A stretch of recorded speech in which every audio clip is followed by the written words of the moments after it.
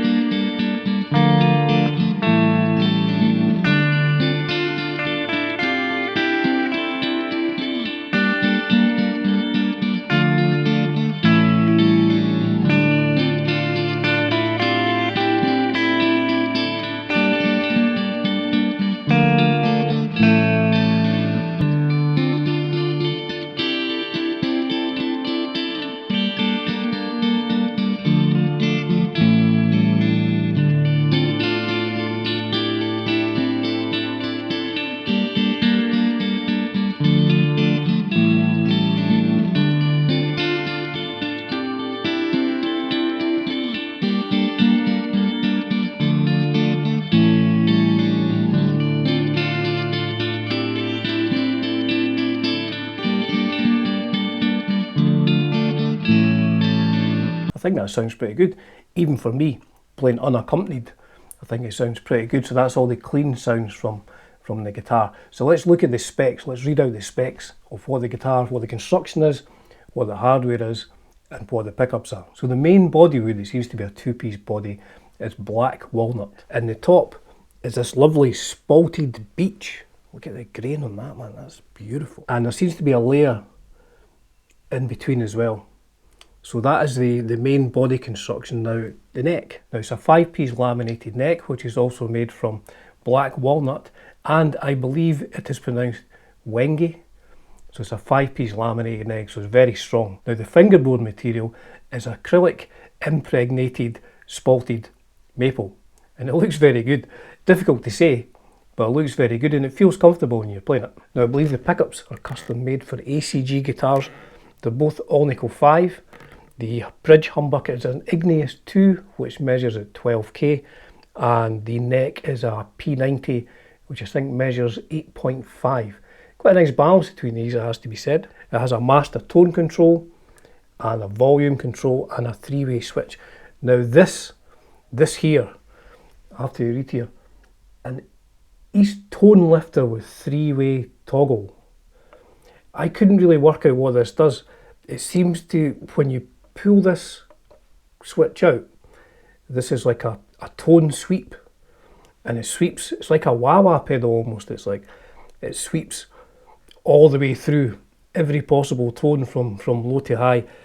I have to say, I didn't end up using this because for the stuff I do, I thought this is either too treble or too bassy. I think if I took a bit more time with this, I've only got the guitar for a couple of days, I think if I took a bit more time and I read the instructions on the ACG Guitars website, I'd be able to make more use of it. But for the purposes of this video, I did not engage this for all the sound samples that I did. Now obviously there are no tuners as such, it's a headless guitar. See, it was got the spalted bit on the back as well, it's pretty cool, and the AC Guitars logo on there. So I just have tuners on here. It has a hip shot bridge there, and it has a Nutric input jack, which is quite nice. Now, as I said, it's a 16-inch radius, but let's look at the measurement at the 1st fret, the width of the neck, and the width of the neck at the 12th fret, and also the neck profile at the 1st and 12th fret.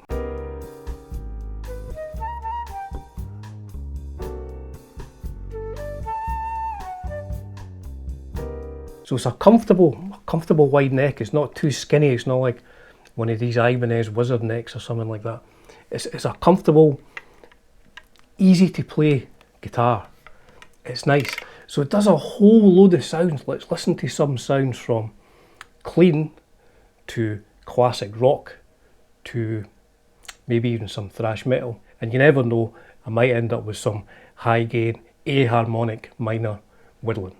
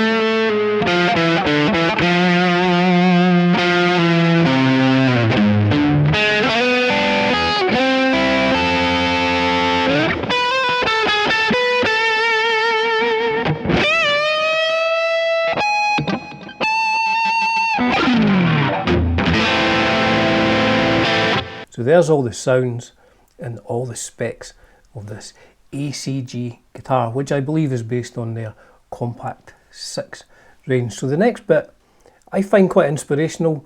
You know, I'm a guy who's been playing for over 40 years. I've owned tons of guitars over that time, and to hear the story of someone who, I say, is the same age as me, buys this kind of guitar as his first guitar, is quite, you know, almost quite unique, I think. And I think it's a lesson for people out there that maybe, you know, if you've always wanted to get like a nice guitar and you want something that's like, you know, good for you, you don't want to buy something that's off the rack, then, you know, he saved up the money. He had a special birthday recently at the end of last year, and he bought this guitar for himself. Now, why did he buy this guitar as his first ever guitar? I mean, so this is his own words as to why he ended up with this guitar. So here's what he says.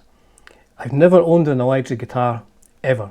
Now, John, when I first met him, he, and I think he still is, a massive Yes fan. Yes, I believe to be his favourite band, but he's into classic rock as well. So I have always known him as like a huge fan of music, but not necessarily a guitar player. A lover of the sound of guitars and the sound of Yes, but not a guitar player as such. I've always fancied a very organic wood look, so for my special birthday, I had the cash saved up and I looked up custom built guitars online. ACG Guitars is based in Moffat, close to Dumfries. That's where my friend is from. And Alan responded within 10 minutes. So I looked at the website, decided what I fancied with guidance from Alan. Electrics, well, they seem to cover a multitude of styles. Whilst I may be a huge fan of Steve Howe and early Yes, I didn't want to just be limited to an ES175D sound. And anyway, he has hundreds of guitars to play with now. I suspect Steve Howe does indeed have hundreds of guitars to play with. Even more than you, I believe. Cheeky there. He only have one, so my friend will only own one electric guitar. That one there. Neck profile, I went with what the default shape AC guitars provide. I've no experience of various different profiles. Now that's an interesting point. If you're buying a reasonably expensive electric guitar and you've never had any experience, you know, it's easy for me. I've owned loads of guitars, I know the neck profile I like. And the same with electrics, you know. If you've never played one before, you don't know if Do I want a high power bridge pickup? Do I want a P90? Do I want a single coil or something like that? So I guess you just have to find out, you have to Google. You have to Google what people use and what people prefer, you know. Don't believe everything you read on the internet though. And in this particular instance, he's taken our advice. He's gone to the guy who owns this guitar company and said, here's the kind of sounds, or here's the bands I like, and here's the sort of the sound, and I want to try and get as broad a sound palette, as possible. I wanted a very natural, organic look. I didn't specify any bindings. I'll just be playing Yes, Zepp, Floyd, Rush, ZZ Top, and anything else I fancy learning, as well as developing my own sound and noodling style. That's what we do. We all develop our own noodling style. So that's why he bought this guitar. He didn't want something just off the shelf. He wanted something that's unique. He's only ever going to own one guitar, and he wanted it to be a unique guitar. Now, the other thing that he's done as well, which again I find, you know, inspirational, is that he's taking guitar lessons. You know, so he's bought himself a really nice guitar to his specs, you know, something that's special to him, and he's starting going to guitar lessons to improve his sort of chops. He's never owned an electric guitar before, so, you know, I guess it just goes to show, it doesn't matter how old you are, you can still find inspiration, you know. He's a huge music fan, and he's never really owned an electric guitar. He's bought one, and he's going to guitar lessons, and he's of an age that I am as well, so he's decided just to take the bull by the horns, get a nice guitar, and go and learn how to play some of the stuff that he really likes, just so he can jam in the house on his guitar.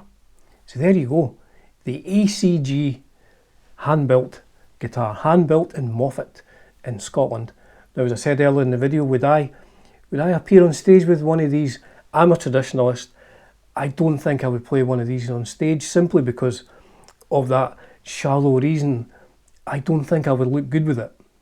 And it does play well on a strap, you know, with a strap on, as they say, because on the final part of this video I did a full tune, and I did the solo when I was standing up, so it balances really well, and it plays good when you're standing up. But for me, I would prefer to be playing something like a Les Paul or a Telecaster, or maybe even an offset type of guitar on stage. But for sounds, for the breadth of sounds you can get from this, it was fantastic. Everything in this video sounded really good, and there was tons and tons of different sounds available. So the final part of the video is a little tune I put together.